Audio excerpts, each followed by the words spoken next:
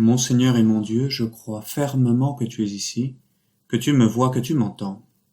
Je t'adore avec profonde révérence. Je te demande le pardon de mes péchés et la grâce de faire avec profit ce moment de prière. Ma Mère Immaculée, Saint Joseph, mon Père et Seigneur, mon ange gardien, intercédez pour moi. L'été est enfin là. C'est le début des grandes vacances. En France, en tout cas, c'était il y a quelques jours, le dernier jour de cours. C'est le grand départ en vacances. Des vacances tant attendues après une année difficile marquée par les confinements, les règles sanitaires, les changements de plans constants, le travail à la maison, peut-être la maladie aussi pour certains. Qu'est-ce qu'on a besoin de se reposer? Et les vacances sont on ne peut plus bienvenues pour cela. Seigneur, tu le sais bien, nous avons besoin de ce repos. Tu nous l'as commandé expressément, c'est le 3e commandement. Souviens-toi du jour du sabbat pour le sanctifier. Pendant 6 jours, tu travailleras et tu feras tout ton ouvrage. Mais le 7e jour est un sabbat pour le Seigneur ton Dieu. Tu n'y feras aucun ouvrage. L'homme, créé à l'image de Dieu, est appelé à imiter son Créateur qui, en 6 jours, créa le ciel et la terre, mais le 7e jour, il se reposa. Nous aussi, nous avons besoin de repos pour refaire nos forces du corps et de l'esprit. Pourtant, depuis quelques années, les psychologues étudient un phénomène inquiétant qu'ils appellent la déprime post-vacances. Alors que, en France, on est parmi les pays les plus généreux en matière de vacances, les gens partent plusieurs semaines, Ils font de tout, parfois aussi de rien, et au retour, on observe ce gros coup de blues, cette fatigue, ce manque d'envie à la rentrée. Certes, ils sont partis en vacances, mais est-ce qu'ils se sont réellement reposés? Et ainsi, aujourd'hui, dans ce temps de prière, je t'invite à te poser cette question en présence de Dieu. Que vais-je faire, Seigneur, de mon été? Comment vais-je faire pour bien en profiter, pour non seulement me reposer physiquement, mais aussi psychiquement, spirituellement? Car il faut le dire, nous avons un sacré défi à relever.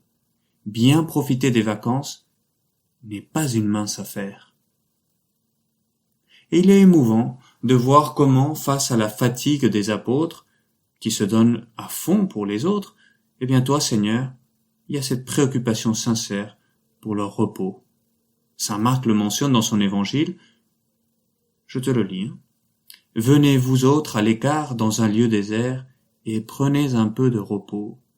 Car il y avait tant de personnes qui allaient et venaient que les apôtres n'avaient pas même le temps de manger. Voilà ce que le Seigneur nous propose. Se reposer avec lui. C'est comme si le Seigneur nous y invitait aujourd'hui. Emmène-moi avec toi pendant tes vacances. Tu nous appelles, Seigneur, à ne pas débrayer dans notre vie intérieure, à nous reposer à tes côtés. Venez à moi, vous tous qui peinez sous le poids du fardeau, et moi, je vous procurerai du repos. Voilà le véritable repos que tu nous proposes, Seigneur, le repos auprès de toi.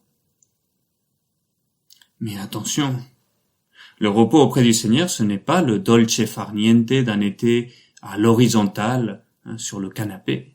Non. Permets-moi de te lire encore ces paroles fortes de notre Seigneur en te les appliquant à ton été. Ça vient du chapitre 7 de l'Évangile selon saint Matthieu. Efforcez-vous d'entrer par la porte étroite. Elle est grande, la porte, il est large, le chemin qui conduit à la perdition, et ils sont nombreux ceux qui s'y engagent. Mais elle est étroite, la porte, il est resserré le chemin qui conduit à la vie, et ils sont peu nombreux, ceux qui le trouvent. Loin de moi de vouloir s'aborder ton été en te mettant la pression, mais hélas, c'est une expérience bien commune, qu'il est facile de se laisser aller, de débrayer justement dans notre vie de prière, dans nos horaires, et nous nous laissons aller sur le sofa, trop fatigués pour jouer avec les enfants ou avec nos frères et sœurs, pour passer des bons moments de qualité en famille, pour pour cultiver aussi la vie de l'esprit avec une bonne lecture et le temps file sans réellement laisser son empreinte en nous. Ce n'est pas ça qui nous repose véritablement. Parce que le vrai repos vient avec les joies véritables.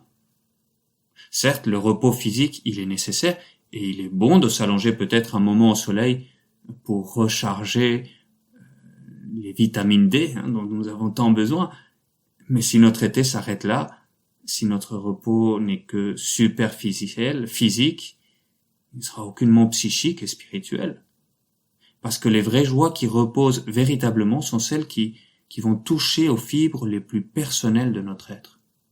De bons temps d'amitié, un bon moment en famille, le plaisir spirituel d'une bonne lecture, d'un temps de prière. L'appel du Seigneur à ses disciples, on le comprend dans ce sens-là. Et c'est pour cela que le repos ne consiste pas à ne rien faire, mais c'est un changement d'activité. Cultiver cette vie de l'esprit, cette vie d'amitié, cette vie familiale, cette vie auprès de toi, Seigneur, que je n'ai pas eu le loisir de vivre pendant l'année. Ces joies, certes, vont demander un plus grand effort que de rester allongé ou de passer sa journée devant la télé. Cela demande l'effort de prendre du temps pour les autres, de se lever tôt pour prier avant que la journée ne s'accélère, de savoir prendre du temps pour aller à la messe. Cela demande un certain effort. C'est la porte étroite dont toi, Seigneur, tu me parles aujourd'hui dans ce temps de prière. Mais derrière la porte étroite se trouve la salle du festin, les joies qui, allant au-delà du simple plaisir physiologique, ces joies vont toucher à mon être personnel et spirituel, les joies de la vie de l'esprit, les joies de l'amitié, les joies de l'amour, les joies du repos auprès de toi, Seigneur. Et c'est pour cela que je l'affirme sans le moindre doute, on ne se repose jamais mieux qu'en ta présence, Seigneur. Les apôtres pourraient en témoigner.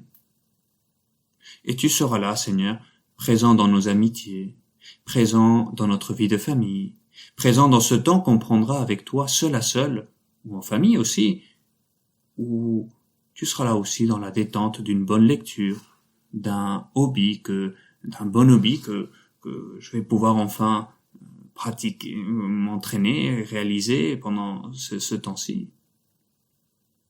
Cet été qui commence, deux chemins s'ouvrent donc à nous.